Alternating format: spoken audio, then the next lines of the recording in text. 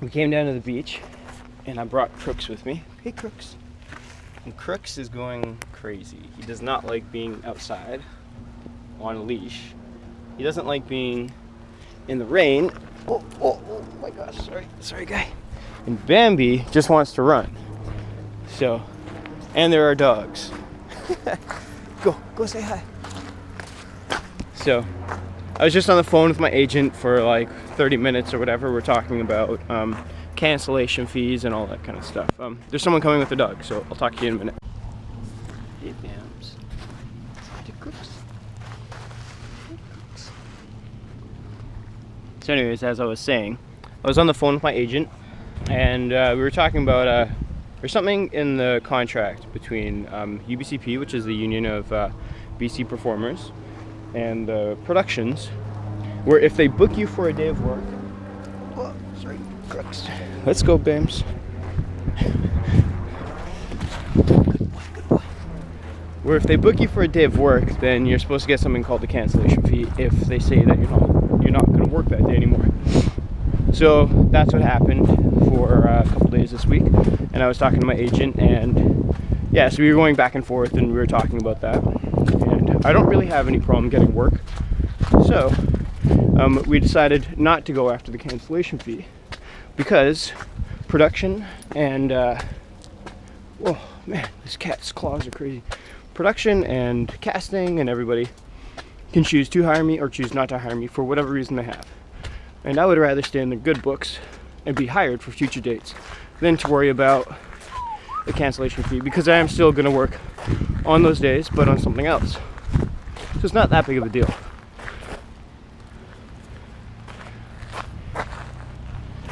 Hey guys.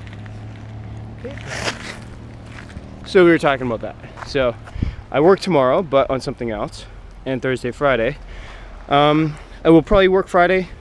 I may work Thursday, but we'll see what happens. Anyways, I'm starving. I need to get breakfast, so I'm gonna get home as quickly as I can. So this is I don't know, I think it's clay. I don't know what it is. Came with the apartment. My roommate and my roommate who moved out, we're gonna break this apart, bring it to the land, and shatter it. I decided I want to keep it. I think it's pretty rad. Cone head. I don't know who that's supposed to be. Oops. But it's pretty cool. It's a little bit creepy, kind of, but I don't think so. I think it's awesome. I wish I knew who it was, because I don't really recognize if it's supposed to be an actor or not. But this thing is pretty cool. There's a lot of detail. Detail in the eyes, the eyebrows, the forehead. I don't think that spot of gray paint is supposed to be there. Well, anyways, I went snowboarding with Sam today. I'm feeling a lot more confident in my leg strength. Just approaching jumps and transitions and stuff like that. It was a lot of fun today. It wasn't raining at all up there. It was raining down here in the city, but it wasn't raining up in the mountain. So, yeah.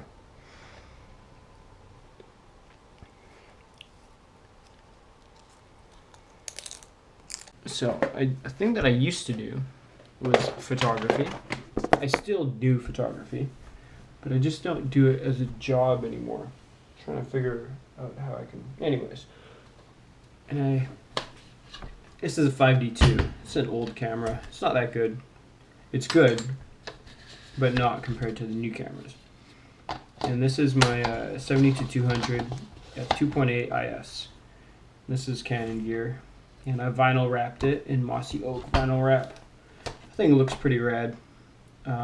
I took it off of the focal length ring, the zoom ring, or whatever you want to call it, because it's very, very slippery, this stuff, especially when my hands get cold. So it doesn't look as good, I don't think. And I don't really use the autofocus or the manual focus ring at all ever. So that's why I just left the vinyl wrap there. Yeah. And that's my 70-200 lens. And this is, let me get it. This is my 16-35 mil lens. Now this lens, I do use the focusing ring sometimes. And there's the focal length ring. There's a little bit of crunching. And, no, it's fine. I should send these lenses in to get cleaned, or I should sell them and buy new lenses if I want to do that. I am thinking I'm going to buy, what I'm going to do is I'm going to shoot a film with this camera, and then I think, I'm going to shoot it because I have Magic Lantern, which is firmware work along that allows you to shoot raw video. So I think that's how I'm going to shoot the film that I want to shoot, and it's just going to be on either this camera with these lenses, or I might just buy like a lens, or buy a lens kit for an iPhone 6s Plus, and then shoot it on that. Either way, I don't want it to be a very expensive shoot, so that's why I'm choosing it to do that way. Choosing to do it that way. I'm a little bit tired. But anyways, after I shoot that film, and after I shoot another thing, then I think I'm in the market to buy, I haven't decided yet, the Red Raven.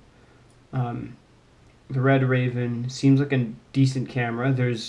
It should be in Vancouver. They're doing a tour up the west coast of the United States with Red Raven, with Red Weapon, and Red Scarlet W, I think it is. And I really want to see the Red Raven and see how it works and everything like that, and actually physically hold the camera and all that kind of stuff. It's the last stop is Whistler, British Columbia. I'm gonna go there if I don't make the stop in Vancouver, and I really want to get to know this camera and see if it's something that I want to purchase. It's in the kind of the price range I want to spend, or I want that my budget's in. Kind of, not really though. It's really expensive camera, and just the body is about $5,000, and then to kit it out with the battery and all the other stuff, it'll be like between $10,000 and $15,000 Canadian.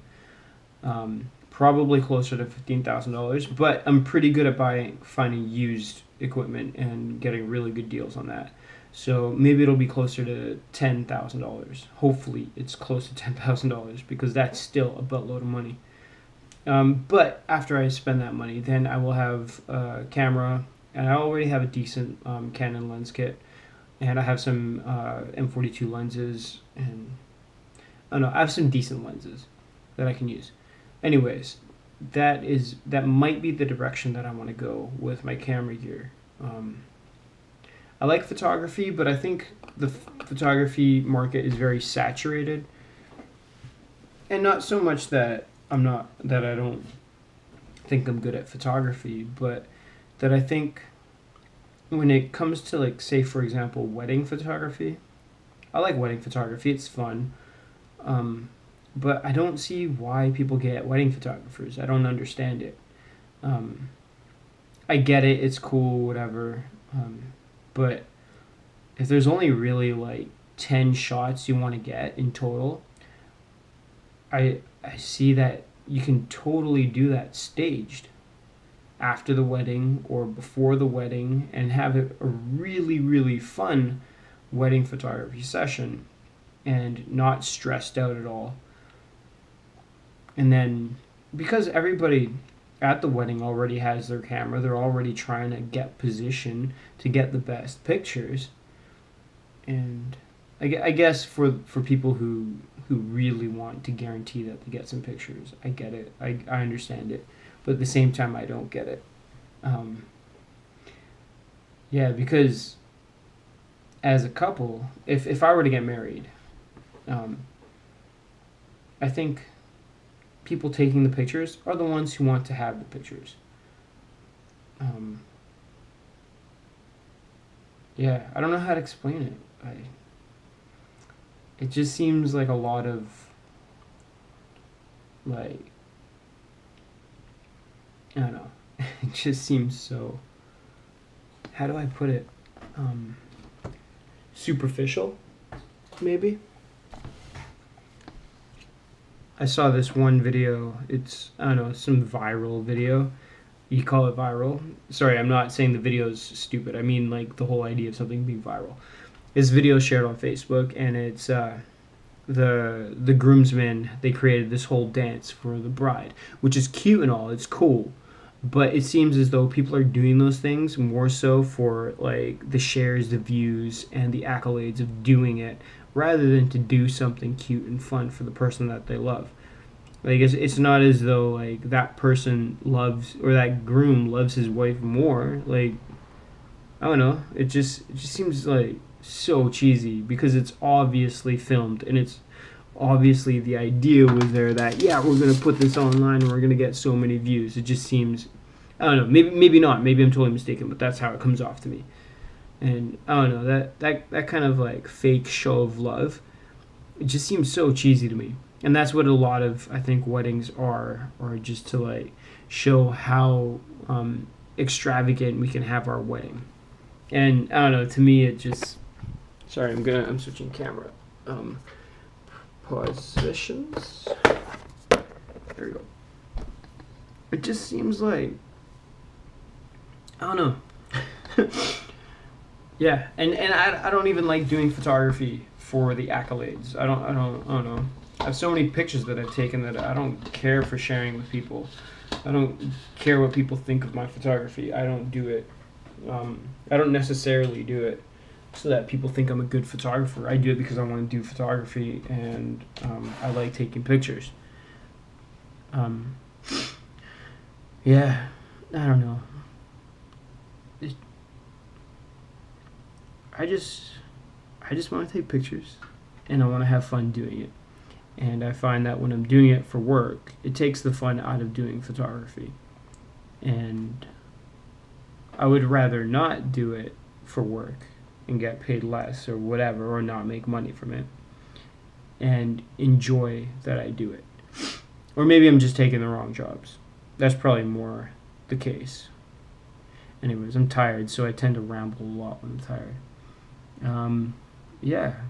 So anyways, yeah, so as I was saying, I think I'm going to stop doing photography so much. Not so much. I don't even do photography that often. And when I do take pictures, it's usually with my iPhone. Very rarely now do I use my actual camera, because it's just easier. The iPhone, you take a picture, you edit it, and you upload it right away. If DSLRs were like that, then I don't see why people would buy. Or if DSLRs were like that, I could see why people would be buying more DSLRs. But DSLRs are clunky, they're big, the optics aren't really all that much better, especially because everything is going straight to the internet. You don't need to have this big, huge clunk and giant camera and all that gear. So yeah, I usually take pictures with my phone. I'd say like 99% of the 99.99%, so 1 out of 1,000 pictures that I take, even less. So it's 1 out of like maybe 3,000 pictures that I've taken in the last couple years. 1 out of like, say 1 out of every 5,000 pictures that I've taken in the last couple years. And I take a lot of pictures. I take tons of pictures. It seems like ludicrous and out of control that you would take that many pictures, but I take it with my iPhone. I don't take it with the DSLR. If it was with a DSLR, that's a lot of pictures. With the iPhone, you just take picture. It all adds up so very, very quickly. Yeah, so I'd say like 1 out of 5,000 pictures I've taken with my DSLR. So that's a pretty that's just a testament to how useful the iPhone is for taking pictures and for doing video even. And very rarely do I use the DSLR for video. I usually use my GoPro, or I use my phone. So yeah, so anyways, what I'm trying to say is I'm going to get away from photography so much, especially with DSLRs. I'll probably use a smaller kit for photography. and move and transition into video. And I want to do 4K, 5K, maybe even go up to 6K and all that kind of stuff. And I want to have higher frame rates. The Red Raven is at a price point where, and it's a kit that I don't have to upgrade my lenses to PL mount lenses and all that kind of stuff. Kind of. You can get a EF mount, Canon mount for the other Red cameras. So that's yeah. So I don't know, but the price jump is spectacular. It goes up by so much. So yeah, what's within my budget is right now is Red Raven, to get into Red, to get into being able to sell that, because a lot of people think and hear Red, like, Red, I want to shoot on Red. And Alexa is way out of my price range. And I think that kit-wise, it'll probably cost about the same to get the Red Raven as it is to get almost any other camera, to kit it out properly. Yeah, so the Red Raven, and then probably get a Ronin, the DJI Ronin, to do some, like, I don't know, stabilized shots, and then a wireless focus system. Probably Red Rock. That one seems like the best budget wireless fizz system, focus iris zoom system. And yeah, so that whole kit, that entire kit that's like $20,000 for a Red Raven, for the lenses, to kit out the Red Raven, for the DJI Ronin, and for the Red Rocket or whatever fizz system. That's a lot of money. So I'm gonna start out with a Red Raven and rent it out, and I'm pretty sure that's what I want to go with. In February, Canon announces their new camera, apparently, and apparently it's supposed to be a full frame mirrorless camera. I don't know if it sounds like that's accurate, but then that's going to be in like the $4,000 price range. $4,000 price range. It's not going to have professional video features. So it's going to cost the same to kit that out as it is the Red Raven. So that's why the Red Raven is on the table. Anyways, yeah, that's what I've been thinking about the last couple weeks, is where am I going to get this money to put towards the Red Raven?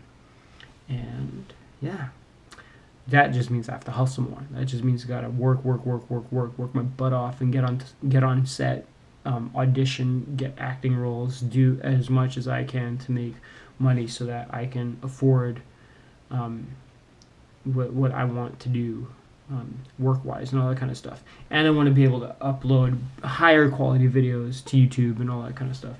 And I don't know. Yeah, there's other things that are on my mind. Anyways, I will talk about it later, because I don't want to divulge all that information just yet. Because I think that if you keep something, you just don't talk about it, and you just do it. So I don't know why I was talking about Red Raven. That's just what was on my mind. It's just an idea. Anyways, I should edit this, upload it, get to sleep, get to set, have fun, and yeah, love life. I'll talk to you tomorrow.